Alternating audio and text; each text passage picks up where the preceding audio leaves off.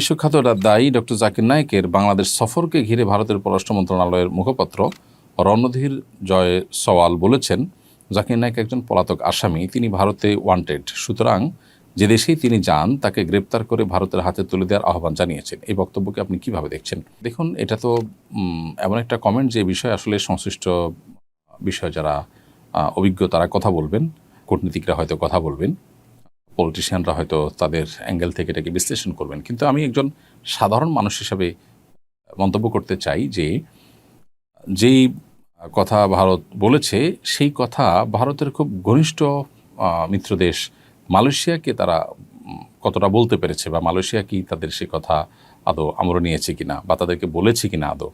Malaysia তো doctor Zakir নায়েককে অত্যন্ত শ্রদ্ধার সাথে সেখানে তারা গ্রহণ করেছে এবং স্থান দিয়েছে।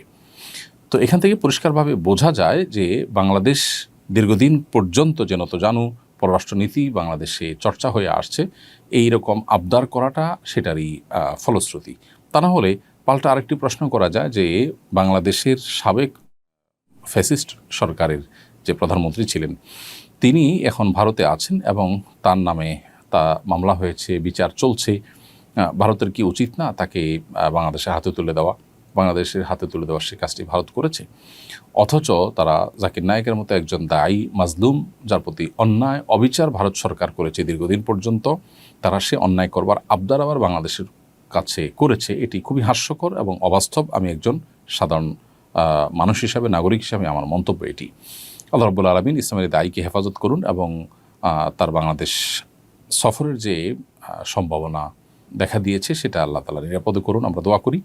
এবং এ বিষয়ে সংশ্লিষ্ট যারা আছেন প্রত্যেকে অবশ্যই তার সফরের নিরাপত্তার বিষয়টা নিয়ে ভাববেন এবং পরিকল্পনা করবেন এবং যথাযথ পদক্ষেপ গ্রহণ করবেন। কিন্তু কোনোভাবেই ভারত সরকারের এই দাবি অন্তত গ্রহণযোগ্য না। এটা খুবই হাস্যকর দাবি বলে আমি মনে করি। তারা যেটা নিজেরা করছেন না সেটা অন্যদের উপরে চাপাতে চাচ্ছেন এবং দীর্ঘদিন পর্যন্ত পররাষ্ট্র নীতিতে আমাদের যে নতজানু পররাষ্ট্রনীতি, বিশেষ করে বিগত 15-16 বছর যাবত আমাদের দেশে চর্চা হয়েছে, সেটার কারণে তারা এরকম আমাদের কাছে আবদার করবার সাহস করেছে। সম্প্রতি মেট্রো রেলের বিয়ারিং পড়ে এক ব্যক্তি মারা গেছেন। সরকার নিহত পরিবারকে 5 লাখ টাকা দেওয়ার ঘোষণা দিয়েছে। দুর্ঘটনায় নিহতের পরিবারকে ক্ষতিপূরণ দেওয়ার বিধান ইসলামী দৃষ্টিকোণ থেকে কি, দিলে তার পরিমাণ কেমন হওয়া উচিত?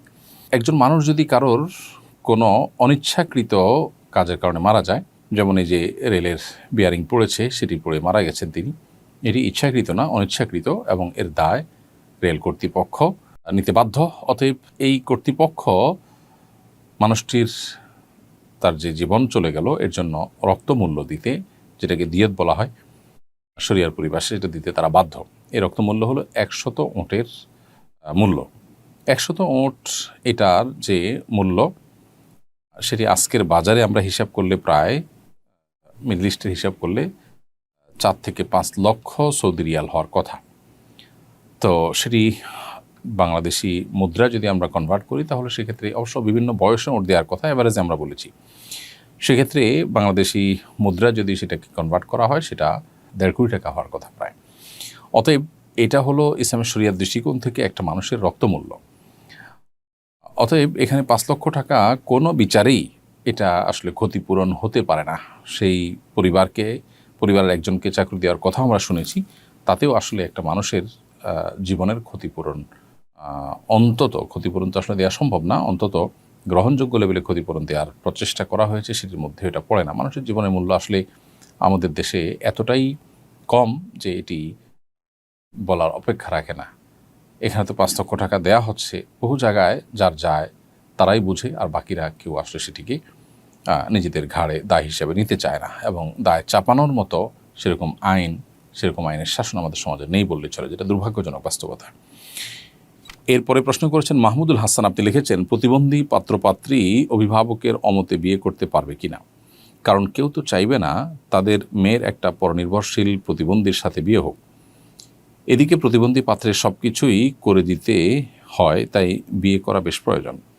এক্ষেত্রে পাত্রী সব মেনে নিয়ে সম্মতি দিলে পাত্রীর অভিভাবকের অমতে বিয়ে সম্পন্ন হবে কিনা? হানাফি মাযহাব অনুযায়ী যদি এরকম বিয়ে হয়ে যাবে, তারপর অভিভাবকের অনুমতি ছাড়া বিয়ে করাটা অনুচিত। অন্যান্য ওলামা ইকরাম, অন্যান্য ফুকাহা ইকরামের মতে বিয়ে হবেই না। আর বিয়ের ক্ষেত্রে পাত্রপাত্রীর পছন্দ অপছন্দ এটাই শরীয়তের দৃষ্টিকোণ থেকে মূলত মুখ্য। অতএব তারা যদি সম্মত থাকে তাহলে সেক্ষেত্রে মৌলিকভাবে অন্যদের সেখানে বড় ধরনের আপত্তি করবার স্কোপ খুব বেশি নেই। হ্যাঁ, বাবা মার একটা আপত্তির জায়গা থাকে, সুযোগ থাকে, সেটা হলো যদি কুফু বা সামঞ্জস্যের বাইরে এমন কোনো জায়গায় আত্মীয়তা করে যেটা বাবা মার জন্য মানসম্মানের ব্যাপার, তাদের ফ্যামিলির সাথে যায় না, এরকম কোনো ইস্যু থাকে তাহলে তারা প্রশ্ন তুলতে পারেন। কিন্তু শরিয়া দৃষ্টিকোণ থেকে বিশেষ করে ফিকহে হানাফির আলোকে এরকম বিয়ে বিশুদ্ধ হয়ে যাবে যদি মেয়ে তিনি একজন মানুষের সেবা করার নিয়তে বিয়ে বসেন। আমার প্রথম স্ত্রী মারা গেছেন, সেই সংসারে আমাদের 2টি সন্তান আছে। ছেলের বয়স 20, মেয়ের 15। পরে দ্বিতীয় বিয়ে করেছিলাম, কিন্তু সন্তানদের সঙ্গে বনিবনা না হওয়ায় তাকে তালাক দেই। এখন তৃতীয় বিয়ের সিদ্ধান্ত নিয়েছি, কিন্তু সন্তানরা এতে রাজি না। তারা বলছে হয়তো স্ত্রী নয়তো সন্তান, এর যে কোনো একটা বেছে নিতে। এখন আমার করণীয় কি? ভাই মাহবুব রহমান, প্রথম কথা হলো যে বিয়ে না করলে যদি আপনার গুনাহে লিপ্ত হওয়ার আশঙ্কা না থাকে, বরং নিজের প্রতি নিজে সে কনফিডেন্ট থাকে যে আপনি কোনো প্রকার ফিতনায় জড়াবেন না, তাহলে সেক্ষেত্রে আপনার জন্য বিয়ে করা তো আবশ্যক না। আর যদি ওরকম আশঙ্কা থাকে, নিজের প্রতি নিজে সে কনফিডেন্ট না থাকে, বরং ফিতনার জড়িয়ে যাওয়ার ভয় থাকে, তাহলে সেক্ষেত্রে আপনার জন্য বিয়ে করা ফরজ। তাতে সন্তানরা কী বললো না বললো সেটা আপনার দেখার বিষয় না। এবং যদি এর বিপরীতটা যেটা বলছিলাম যে গুণামুক্ত থাকার সুযোগ আছে, তাহলে সেক্ষেত্রে আপনি বিয়ে না করে সন্তানদের কথা চাইলে শুনতে পারেন, তবে সন্তানদের কথা শুনতে আপনি বাধ্য নন। সন্তানরাও বাবার বিয়ের অধিকারকে খর্ব করার জন্য এরকম কন্ডিশন দেওয়া, এরকম হার্ড শর্ত দেওয়া, এটা তাদের জন্য মৌলিকভাবে অনুচিত কাজ। আমার বয়স 26 বছর, অভিভাবকরা বিয়ে না দিয়ে চাকরি করাতে চাচ্ছেন। এক্ষেত্রে বিয়ের জন্য জোর দিয়ে বললে কি গুনাহ হবে, বেয়াদবি হবে? মেয়ে বিয়ের উপযুক্ত হলে অভিভাবক হিসাবে বাবা মার কর্তব্য তাকে বিয়ে দেওয়ার ব্যবস্থা করা। যদি সেটি অভিভাবকরা না করেন, তাদের দুনিয়ার প্রতি আসক্তির কারণে, একজন মেয়ের 26 বছর বয়স হয়ে যাওয়া মানে অনেক যথেষ্ট বয়স হয়ে যাওয়া। আমাদের সামাজিক বাস্তবতায় বিয়ের বয়স অনেকখানি পার হওয়ার পথে বা পার হতে যাচ্ছে। তো এরকম একটি সময়ের পরও যদি বাবা মা তাকে দিয়ে উপার্জন করাবার চিন্তা করেন, পার্থিব চিন্তা করেন, এবং তাদের মধ্যে দিনদারিতার ঘাটতি থাকে, তারা বিয়ের গুরুত্ব না বোঝেন, তাহলে সেক্ষেত্রে আদবের সঙ্গে মা বাবার সঙ্গে জোরাজুরি করবার সুযোগ অবশ্যই আছে।